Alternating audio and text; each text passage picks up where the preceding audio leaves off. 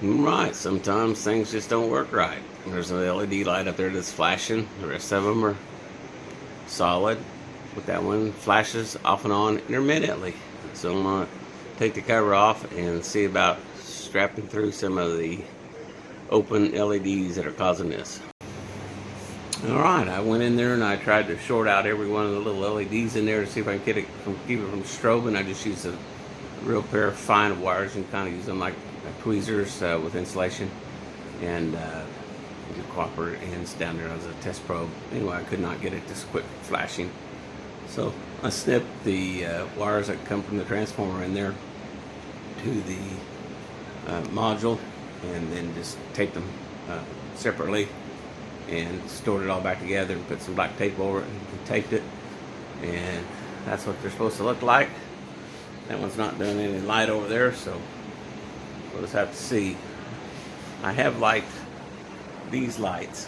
When the bulbs go bad, I just change out the bulbs. And yeah, they say they're like, 14 years. Well, they don't last that long. But anyway, when they get, a couple of them get burnt out, which I'm getting near right now. And sometimes you just unscrew them back in, and they set low voltage, and the connection will get high connection. In the phone company, we called ceiling current, which kept it, the joints together. But sometimes that's the case that you just got to screw them back in to get a high connection. But anyway, that light situation's fixed. It's a little bit dark back in there compared to the rest of the shop, but yeah, I think it'll be fine. I just reach for stuff back in there. I don't have to do a lot of work. And then back here into the, I did take some Minwax Golden Oak, and of course I sanded it. Thing's really tight, and with that on my box, I just filled this with some of that DAP 30-minute glue, and I should have just cut a little piece of wood and glued it back in there. I don't know what I was thinking. Sometimes my brain doesn't engage, but that's on the very bottom. I'm going to put a couple little treads here. I've got to burn the lids in with a deal to laser today. And let me get my electrical work put back together, and we'll.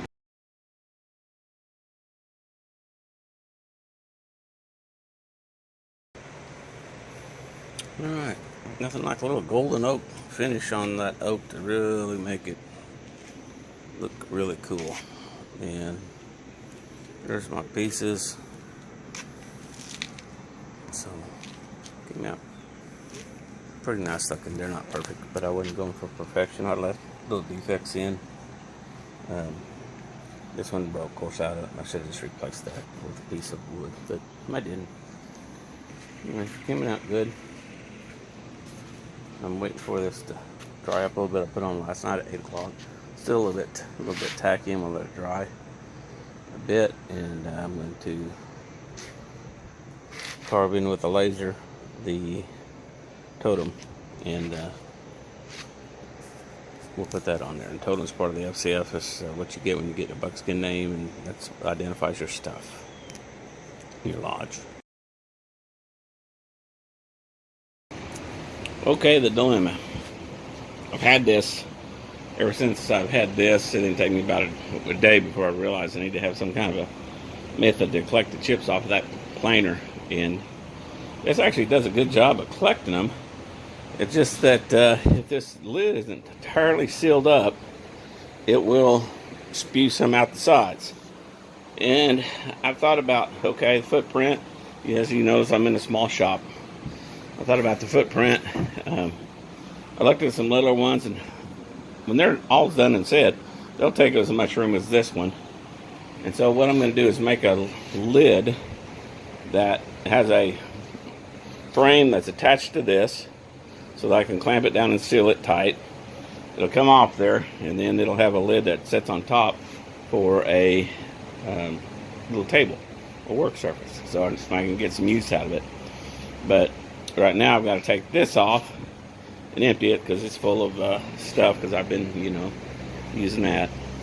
So anyway, and this thing's right here is just a matter of undoing these all the way around it, and I've tried to fix it a couple times, but you go around it and These just overlapped the ends of it. I didn't want to go around with anything that would cause it to be too hard to get undone, which that's not extremely hard, except, you know, it's a, you know, you just basically swing it around and get them little guys out of the way.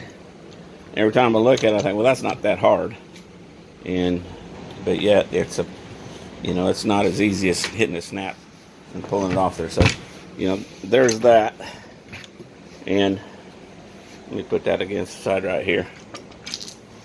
So there, that is there. And that works okay, but it's not what I want. So what I'm going to do is come up with a seal that is attached to the trash can here, that goes around here, a seal that's, you know, that's actually attached to the can that I can clamp down to. So to find something that's good and uniform, that might be a little bit of a trick. But, you know, I've got this seal. This has lasted pretty good, but it's not very thick. And, you know, I probably would go with a garage door setup. But anyway, all this does is comes in from the planer, shoots down the corner, does some swirling around. This is the return air that diffuses it, and then some of it comes out here. It's not near as good as a dust deputy, but then again, you know, by the time I got done buying all these parts and things, I could have had a dust deputy in there. So there you go. But this works, so I'll probably stay with it and the platform. So let me do some figuring on it and figure out a way to come up with something that will sit down on here and give me a clamping ability to go all the way around it. It needs to come out here so that when it's shut, this allows the lid to seal around it. So it needs to be a little bit wider than the edge of this to get it to seal up. And then the clamping part of it will clamp down. Now you say, well, you can use these clamps, right? Use 12 or 14 of them. Yeah, you can. They're at $26 a pair. Pretty soon I'd have $200 in clamps sitting around there holding this thing down. So, you know, that's not really what I'm after. So anyway, I'm going to go dump this out and then do some ciphering on it. So there we go. I've been gluing up panels for some tinder boxes. This is 1/4 inch walnut and some red oak, and it's only 1/4 inch. I need the panels to be a little bit wider than what I've got, and of course that's bad, you know, off to the side there. I won't use that. And then these are the project that I've been working on, and I lasered them, and then that's got a Minwax golden oak with a Helmsman urethane, varnish urethane on it, and it came out really nice. I just got them out here because this stuff takes a couple of days to air out because it's pretty pungent, but they came out just really beautiful. And so there we go. That's kind of what we're up to, and let's get back in here and get this thing done and get this emptied. All right, I just took those screws out, both sides, took the handle off of the bag, and while I was out dumping, I had a very good idea, basically to do away with that lid and just build me a plywood lid that set down on top of it that would have the ability to hasp. That one's just too flexible, and my seam is, you know, my tape's coming off, so I've got to redo that. So this is a good time to do that. Let me go ahead and clean this all off and get it a good seal, and then I'm gonna get a piece of plywood out. Well, I was thinking use particle board or go down here and buy a nice piece of $40 to $50 piece of plywood, and to do that with, or what should I do it with? Well, I just so happen to have this that came out of an old wardrobe that I took apart. And it's basically a laminated, and it's poplar plywood. And anyway, I'm going to rip it down and glue it back together and make a lid for this. And then it has this nice heavy duty finish on it, which is a laminate, but it will make a nice cover. I've used the same stuff over here on this router table, so working good. Let me get that glued up, cut down. Okay, seems like all I've done is glue up today, but that's all right. I am in the process again of making this lid for this. I removed the plastic one just because I was tired of the seal leaking, getting mess all over my shop. And anyway, this is an old piece of furniture that my grandparents had. It was all marred up and had scratches all over it, so it wasn't really fixable to veneer, overlaid on top of poplar. So just, some of it was really deep. And anyway, so it was quality. I mean, it's look at that dovetail joints, and that's a quality piece of furniture for sure. I'm going to glue it up, and let's get that process going here.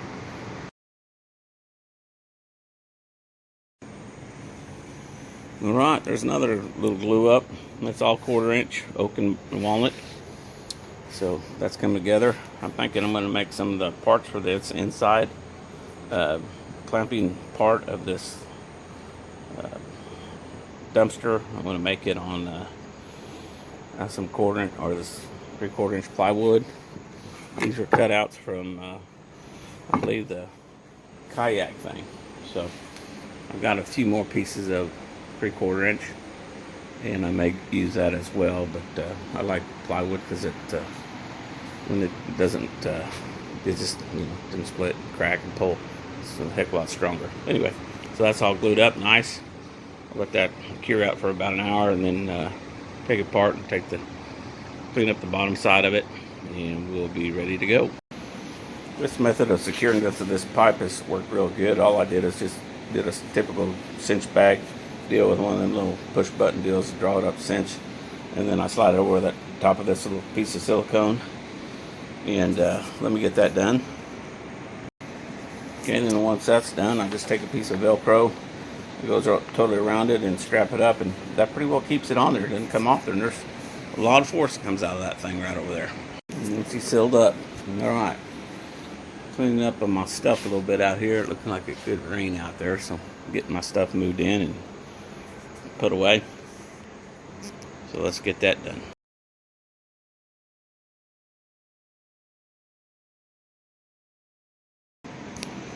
All right, put those pieces together just from the cutouts. Of course, I just scribed the pieces back onto them that was there, and put a little, then I put a piece of 1/4 inch plywood with glue on it, and I glued the joints. This will glue on the back of that piece over there once it's cut out, and that will be the plug that will go on there. So it'll be a plug down and a plug over, and then that may be enough to do the trick. I don't know, we'll see. And I may just need to put a weight on top of it. I don't know, something simple like that. Sometimes that's all it takes. So we'll see what we got going on, and we'll let that dry up, and then we'll glue that piece onto this piece. And of course, this doesn't make, and this is just the top part. If I really wanted to be pretty, I could go around and make it, lighten it up just a little bit. But in this case, plywood is probably a little bit better.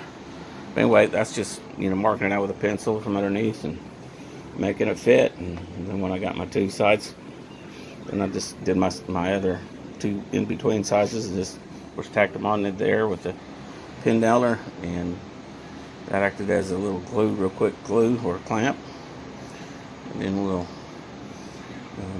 get that in there. So that's going to town. Should have this project licked out here in a little bit. So there you have it. It's not quite so pungent in here with these things here, but they're coming along, and I'll probably lightly sand them with a little bit of some 600 grit just to knock the little the little rough stuffs off of it, so that kind of thing. And then I'm just sitting there looking at my little tooth over here. Oh yeah, you really did a good job on that one. I'll probably do something with that, whether it's cut it out and glue in another piece of wood, or just put a little bit of paint on there and see if I can cover it with some paint. See how good I can do that. So we'll see. Anyway, this came out good. It actually looks pretty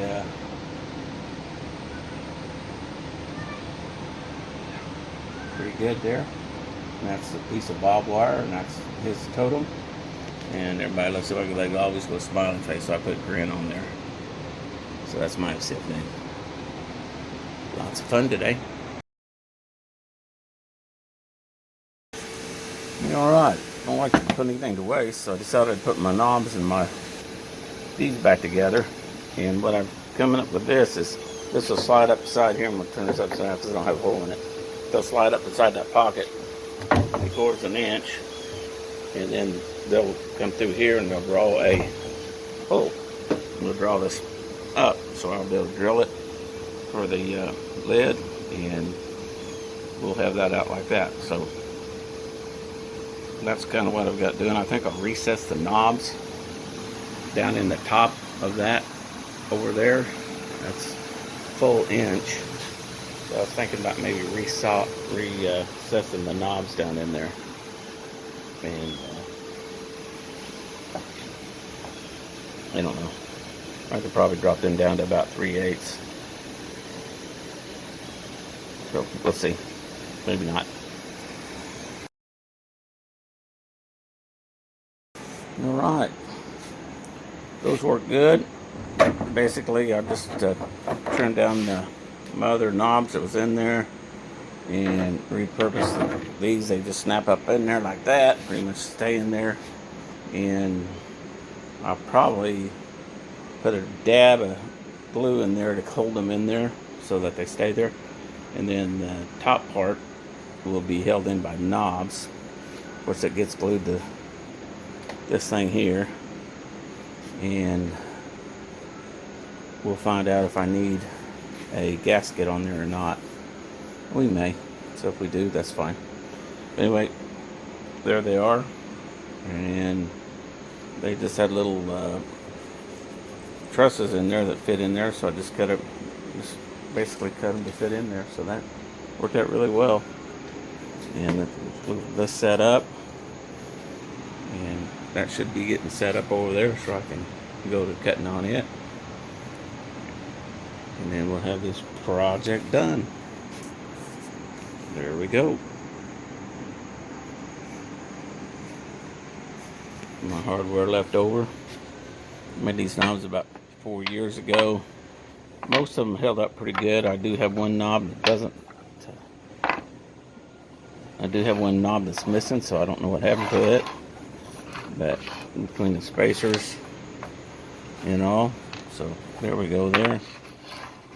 I have to find that knob and put it back to work. So, and of course all of them they were cut out on the CNC, and the hex nuts were milled, and then I just shot a little bit of super glue on them. And for the biggest part, they did pretty good. They lasted quite a while. The only ones that I had any trouble with was the ones that I put in backwards, that had popped the nut up. So as long as the nut pressure was down and it was holding, then it was good. But they kind of worked out a little bit. So I guess an easy way of fixing that would be to put two knobs together like that and that, wouldn't it? So lock them in. All right, there we go.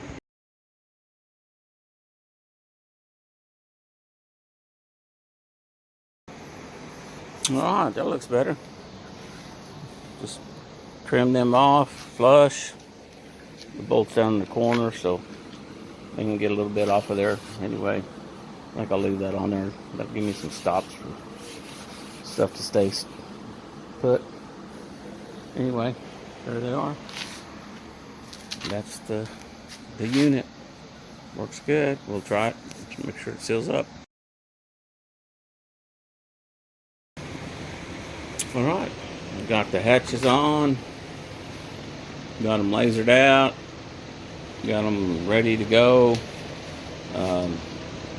There's the boxes that go inside them, and this one is mine. It's got my totem on it, which is Grin. It's a big old smiley face. And that one's that good one. Logan got the little better material between the two of them. Mine's got a lot more knots and blemishes in it, but you also have that one corner thing that's busted out on the bottom, which you have to really kind of look for it. Here it is here, so it's not quite so relevant, noticeable when it's sitting there on the ground. I debated whether I wanted to put some skids on it. I didn't, so I'm going to keep the weight down as much as possible. Anyway, they came out really nice, all red oak, box jointed. It was ready to go. The only other thing I do if I really wanted to is put in a brass screw right here on each one of these corners to tie the box in with a mechanical bolt, but gosh, I don't ever think the thing will ever give out. I mean, there's a lot of glue surface there and interlocking, and so they're pretty tough. I've just not had any of the box joints that I've made that any of them to give up, and I made a bunch of them. I've got tons of them around here. Down here in these, made these about 4 years ago. They get pulled out and dragged out, and so lots of different projects. Anyway, there's a little box joint jig for a long screwdriver, or not a box joint, but it keeps my long screwdriver in there and holds it down that. So about the end of the day, I got a lot of work done today. My dowels, all that material I had turned into over there that was scrap, I turned that all into 3/8-inch red oak dowels. And if you go to buy that, that's about $2 and some odd cents per dowel. You get about, not quite 3 of them out of there. They're 13 inches long, so 39 inches.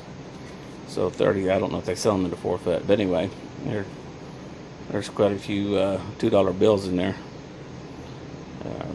There's probably $20, at least $20 of dowels in there of oak, and that was all made from scrap. And my little jig that I found on the web, it puts on the table saw, and you put up this fancy clamp. It's got different size blocks that you slip down in it. Grinwood makes one, and I can't remember what the other guy was. And I took the 2 of theirs and came up with that one, and then put it in a box jointed box like that. So there we go. She's ready to go. And that is one box making jig machine there. And that was one that I had just made, that made variable box joints. It was a jig, and it makes about 4 to 6 of them at a time, depending on how many you want to do at a time. But it'll cut about 4 or 5 of ends at a time, the way I built the jig. And then it has little blocks, just like a set of dominoes in there, and they all lay in there, and you stagger them by 1/4 inches, so anything within a 1/4 inch it'll deck.